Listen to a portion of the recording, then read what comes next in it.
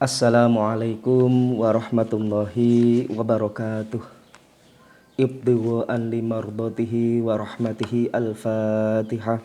A'udzu billahi minasyaitonir rajim. Bismillahirrahmanirrahim. Alhamdulillahi rabbil alamin. Arrahmanir rahim. Maliki yaumiddin. Iyyaka na'budu wa iyyaka nasta'in. Ihdinas siratal mustaqim. Siratal ladzina an'amta 'alaihim ghairil maghdubi 'alaihim waladdallin. Amin.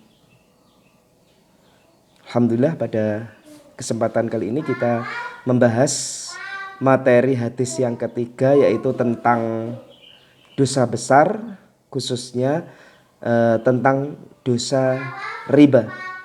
A'udzubillahi minasyaitonir rajim. Bismillahirrahmanirrahim. An Abi Hurairah, saking Abu Hurairah radhiya mugi ridho sapa Allah Gusti Allah anhu maring Abu Hurairah, kala ngucap, kala ngendika sapa Rasulullah sallallahu alaihi wasallam, Rasulullah sallallahu alaihi wasallam, ar-riba utawi riba iku sab'una 70 apane huban dosa, ahwanuha utawa luwih ringan-ringane dosa iku kawakoa kaya dene tumibone kaya dene zinane sapa ar-rajulu wong lanang ala ummihi marang ibuke wong lanang. Wa fi riwayatin lan ing dalam riwayat kang liya, ahwanuha utawi paling ringan-ringane dosane riba iku kaladi kaya dene wong yang kihu kang nikahi ummahu ing ibuke man. Rawahu riwayatake hu ing hadis sapa Ibnu Majah, Imam Ibnu Majah, wa bal Baihaqi lan Imam Baihaqi. Kalau dalam bahasa Indonesianya kita artikan dari Abu Hurairah radhiyallahu anhu qala, berkata, Rasulullah sallallahu alaihi wasallam bersabda, ar-riba itu 70 macam dosanya. Paling ringan-ringannya dosa riba itu seperti seorang laki-laki yang menzinai ibunya. Dalam riwayat lain mengatakan seringan-ringannya dosa riba itu seperti orang yang menikahi ibunya. Hadis diriwayatkan oleh Ibnu Majah dan Imam Baihaqi. Jadi jelas sekali dalam hadis ini kalau kita kaji, yaitu membahas tentang riba. Jadi riba itu termasuk dosa besar, ya. Jadi apakah riba itu? Secara bahasa adalah bertambah. Kalau secara istilah adalah adanya tambahan dari pinjaman pokok, ya, atau bunga, adanya bunga. Nah, kalau kita contohkan adalah misalnya si A pinjam uang kepada B sebesar 1 juta. Nah, setelah 3 bulan, ya, maka si A harus mengembalikan uang kepada si B sebesar 1.300.000. Jadi tiap bulan itu ada 100.000 bunganya. Nah, 300 inilah yang namanya riba, karena ada tambahan daripada besarnya pinjaman tersebut. Dan ini jelas-jelas haram, ya. Jadi dosanya itu yang paling ringan, seperti seorang laki-laki yang menzinai ibunya. Bagaimana kita bayangkan dosa yang paling berat daripada riba. Sehingga kita harus dengan segala kesungguhan kita, dengan kemampuan kita untuk menghindari berbuat riba. Entah itu kita posisinya sebagai peminjam atau orang yang meminjami, ya. Yang jelas namanya bunga riba itu adalah haram. Nah, kemudian mungkin ada pertanyaan, bagaimana kalau hukumnya bank? Apakah bank itu termasuk kategori riba? Nah, kalau kita kaji maka hukum bank itu ada 3 macam. Yang pertama, ada sebagian ulama yang membolehkan tentang bank. Ya, jadi bank itu berbeda dengan simpan pinjam riba, ya, karena di sana ada penyesuaian harga.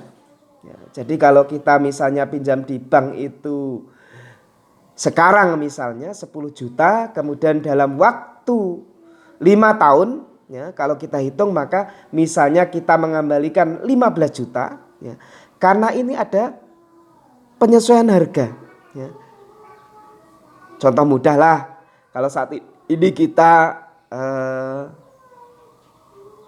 Anda pergi ke warung beli wedang jahe 1 gelas, harganya 2.000. Nah, apakah dalam waktu 5 tahun ke depan wedang jahe 1 gelas itu seharga 2.000? Ya.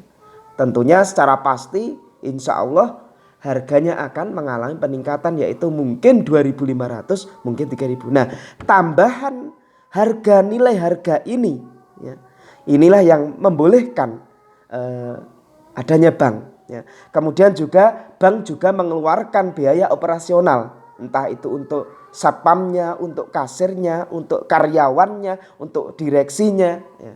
Nah kan semuanya perlu gaji mereka. Nah, ini untuk pelayan customernya. Nah ini kan perlu biaya operasional, sehingga inilah alasan sebagian ulama membolehkan daripada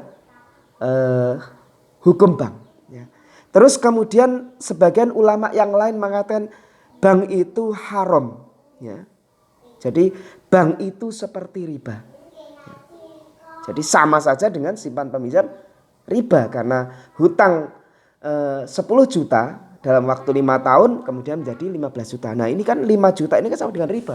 Nah kemudian pendapat ulama yang lain, sebagian ulama mengatakan bahwa hukum bank itu subhat, tidak jelas antara kebolehan dan keharamannya. Nah ini kemudian bagaimana Anda mengambil sikap dari 3 hukum ini, ya, itu kita pasrahkan, kita serahkan kepada Anda. Apakah Anda sebagai pelaku bank atau tidak, itu terserah Anda. Ya. Kalau Anda tanya saya, ya, maka saya menggunakan kaidah usul fikih, yaitu al-khuruju minal khilafi mustahabun. Ya. Keluar dari perbedaan pendapat itu adalah dianjurkan, disunahkan. Ya. Jadi alangkah baiknya, karena ada yang membolehkan, ada yang mengharamkan, ada yang mensubhatkan. Ya. Alangkah baiknya kita menjauhi daripada bank. Usahakan kemampuan kita semaksimal mungkin untuk tidak berurusan namanya bank. Ya. Karena apalagi kita sebagai pelaku bank hanya untuk konsumtif, ya, untuk pinjam untuk membeli sesuatu yang sifatnya konsumtif. Ya. Contohnya, ya, kita sudah punya motor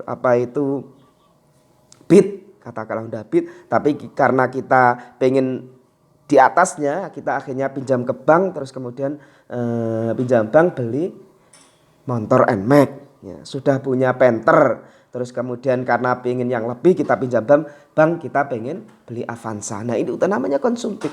Ya. Ini sangat konsumtif, itu harus kita hindari. Dan percayalah, yakinlah, kalau kita niat yang kuat bisa menghindari bank, insya Allah Allah akan menolong kita untuk bisa menghindari bank, dan segala persoalan hidup kita akan diselesaikan oleh Allah, ya, tanpa kita itu berhubungan dengan bank. Ya. Mungkin itu materi kita yang hadis yang ketiga, ya, tentang dosa besar, khususnya adalah masalah riba. Wallahu muwaffiq ila aqwamit thoriq. Billahi taufiq wal hidayah. Wassalamualaikum warahmatullahi wabarakatuh.